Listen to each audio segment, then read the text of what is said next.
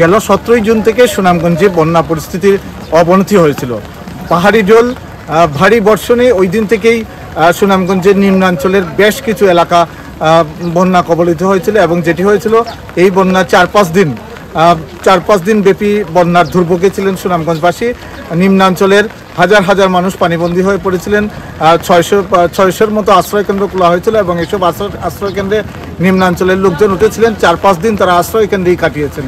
এই পরিস্থিতির উন্নতি হতে না হতেই আরেকবার বন্যার সংখ্যা দেখা দিয়েছে।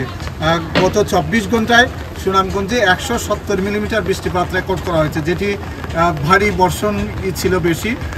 সকালে যেটি হয়েছে, পানি উন্নয়ন বোর্ড জানিয়েছেন যে সকালে সুনামগঞ্জ শহরের সুরমা নদীর সুনামগঞ্জ পয়েন্ট দিয়ে বিপদসীমার 3 সেন্টিমিটার উপর দিয়ে পানি প্রবাহিত হচ্ছে এবং আগামী 3 দিন আবহাওয়া অফিস থেকে জানানো হয়েছে আগামী 3 দিন আবহাওয়া খারাপ থাকতে পারে এবং আগামী 3 দিন ভারী বৃষ্টির আশঙ্কা তারা জানিয়েছেন সিলেটের আবহাওয়া অফিস।